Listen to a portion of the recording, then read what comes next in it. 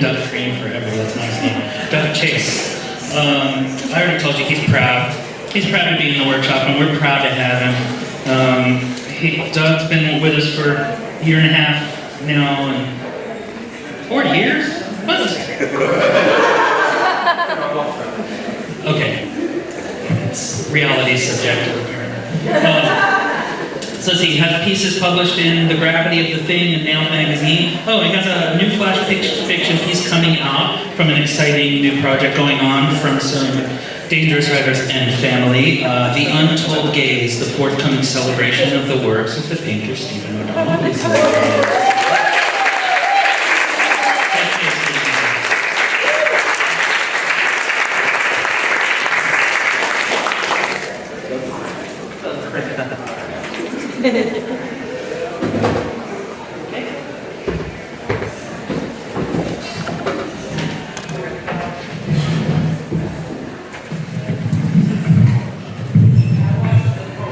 This has to go way higher back. Thank you.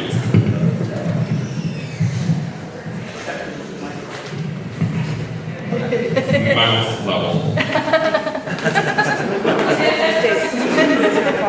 So thank you to Crush, and thank you Dami, who is in. When you hear Dami, there's a dark spot right there. And special thanks to a writer we all love, Liz Greenhill, who also does acupuncture, and I would not be standing here if I hadn't seen her yesterday.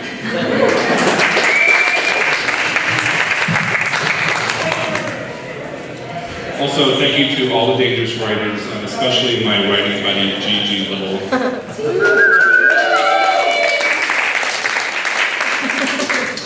And thank you especially to Tommy.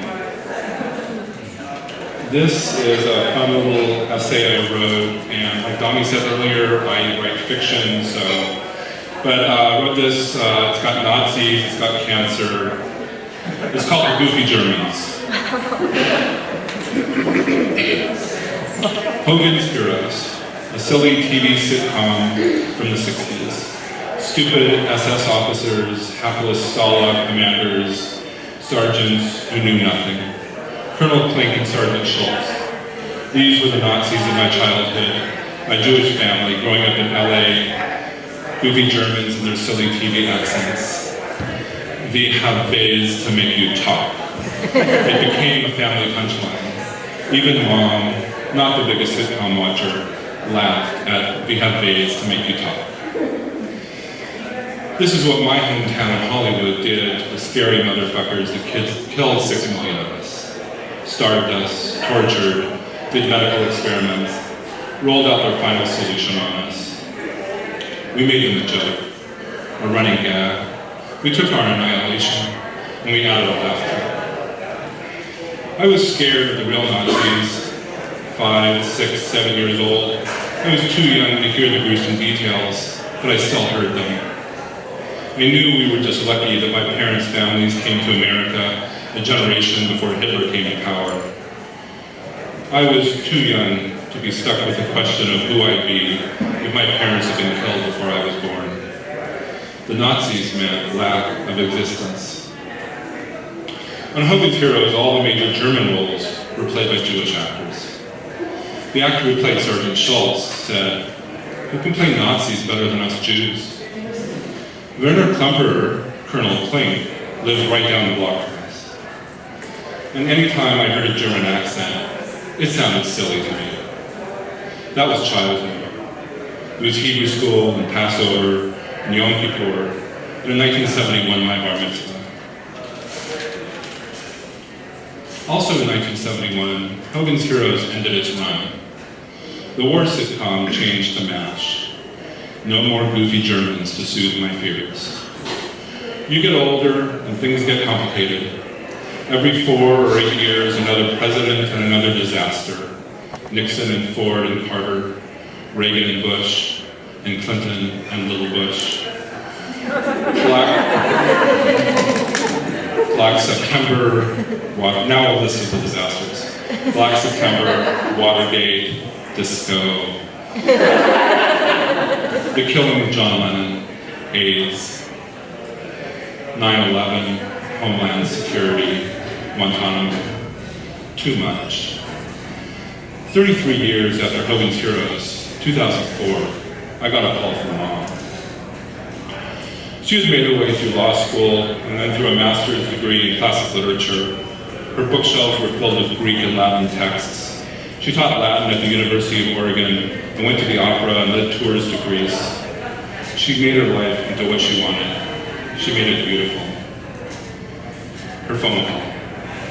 Her voice husky from asthma and cigarettes. Although she quit smoking many years before, the sound of them was still in her throat. Doug, she said, I was having a cough that wouldn't go away. I was on the futon in my girlfriend's living room. The TV on its cabinet was muted. It was winter, and the heat wasn't enough for the house.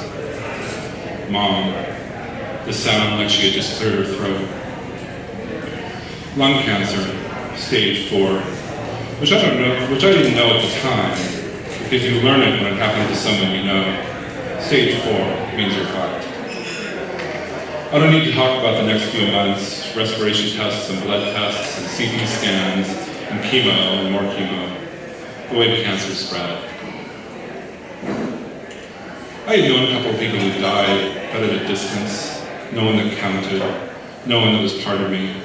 All those months I watched everything Mom had taken from her, her joy and elation stripped away to helplessness. The thing is, I wanted her to live, but I knew she was going to die. So I wanted her to die. I wanted her to die because it was hard for me to see her that often, to sit next to her in the chemo room, to hear her quick breath that couldn't get enough air. It was hard for me, so I wanted it over. She made me afraid, and death was too close. The call I got from one of her doctors that morning in June. He said I better get down to Eugene quick if I want to say goodbye. His call was 3 weeks premature, but when I saw her, wrapped in her sheet and blanket in her hospital room, she'd been given so much morphine, her eyes scared the hell out of me. The depths of them, the glaze, like they were covered by 100 layers of shame.